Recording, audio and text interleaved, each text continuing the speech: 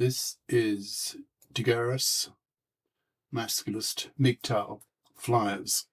That is 2 3-page essays on the themes of masculism and MGTOW, written by and read aloud by Prof. Dr. Hugo de Garis. This is flyer number 775, entitled, Women Will Have to Fight Their DNA. Description. Future decades will show how the contradiction between women's evolved criterion for judging men according to men's level of resources and masculists' push for women to be FIPs, financially independent persons, will play out. Which will win? Can women fight their DNA? Masculists will give women no choice. Women must FIP up or die, rotting on the shelf, by being totally ignored by men, masculisted men, who see fluffies as manslaving, divorce-raping vermin to be exterminated. The flyer itself. Women will have to fight their DNA, by Prof. Dr. Hugo de Garis. Email profhugodegaris@yahoo.com. Website profhugodegaris.wordpress.com. Women are deeply parasitic on men. They evolved that way. The very criteria that women use to assess men are parasitic.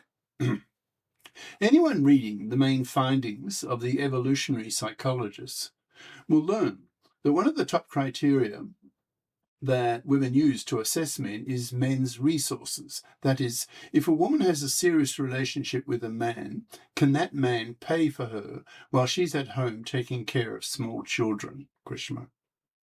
This criterion is valid across all cultures.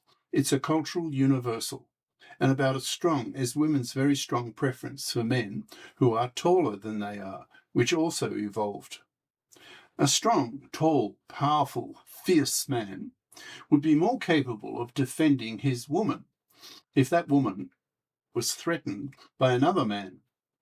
The taller, bigger, stronger man would be more likely to defeat the threatening other man if it came to a physical confrontation between the two men.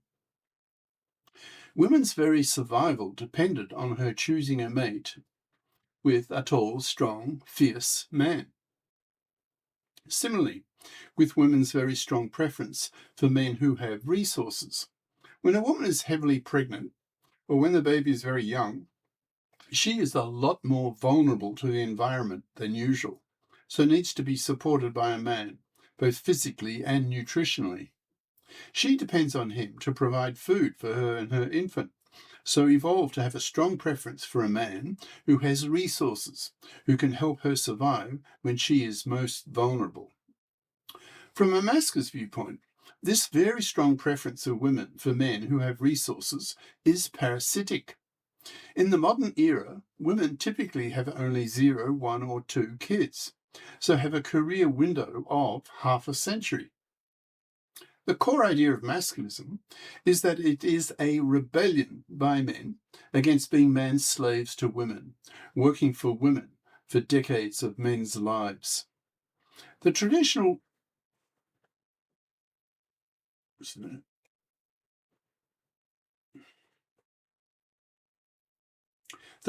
role of the man in a nuclear family was to be the breadwinner, while his wife took care of, often, a dozen kids at home where she worked.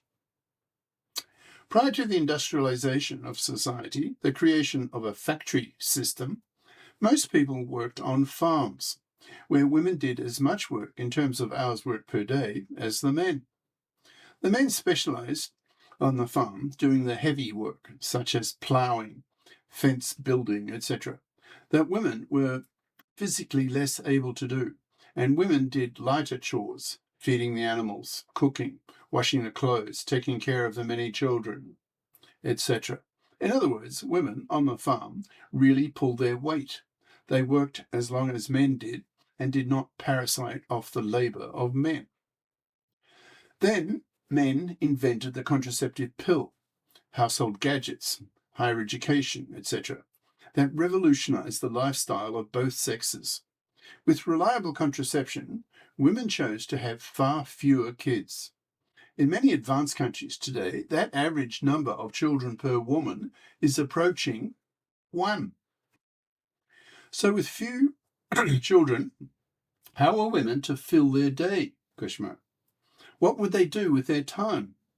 The obvious answer was to take up a career, to become financially independent of a man, which in turn enabled masculist thinking to get off the ground. Masculists talk about man's slavery. That is, when a woman expects to live off the money and labour of a man for decades of his life. This was the norm for several 100,000 years, that is, the time that Homo sapiens have been on this earth. So it is a deeply ingrained expectation of women as regards to men. But women's lifestyle has now changed. It's been revolutionized. Women now can, capital letters, work. So the Masculists, who are abolitionists, are pointing the finger at women and telling them in very forceful terms that, quote, now that you women can work, you must work. Anything else is man's slavery, and man's slavery will get women killed, in the sense of being totally ignored by men, masculisted men, end quote. But women evolved to assess a man by the level of resources that he has. That is, she expects, capital letters, to be able to be parasitic of him. So we have here a deep contradiction.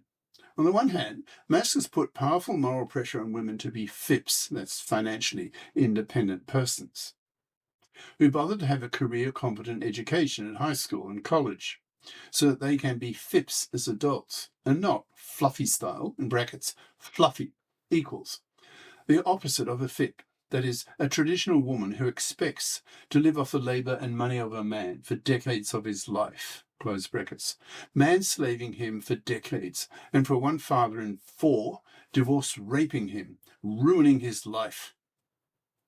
Masculists have a deep hatred of fluffies and aim to wipe them off the face of the earth by totally ignoring them, forcing them to FIP up, or they rot on the shelf, dying slow, miserable, lonely deaths. Manless, loveless, sexless, babyless, spat at, utterly rejected both socially and sexually. This attitude of Masculists towards women is relatively new, dating only from about half a century or so ago, since the arrival of the contraceptive pill. In today's world, that's August 2026, Masculist ideas are still not widely spread, so most women are, by definition, monoconscious. That is, the only gender politics they have heard of is feminist, so know nothing of masculist ideas. They have not yet had both their feminist and masculist consciousnesses raised. They are not aware that gender oppression is very much a two-way street, and that in fact women oppress men far worse, since many of women's gender crimes against men are horrible and last decades, making them a lot more serious than vice versa, which causes masculists, bi-conscious masculists, in brackets, who have had both their feminist and masculist consciousnesses raised, close brackets, to see monoconscious feminists as hypocrites. When monoconscious feminists lash out at men in public for the ways that men oppress women, for example, rape, sexual harassment, domestic violence, patriarchy, misogyny, etc., that seem to masculists to be rather small beer and hence hypocritical in comparison to the much more serious gender crimes that women commit against men. For example, the big 3 of the Masculists.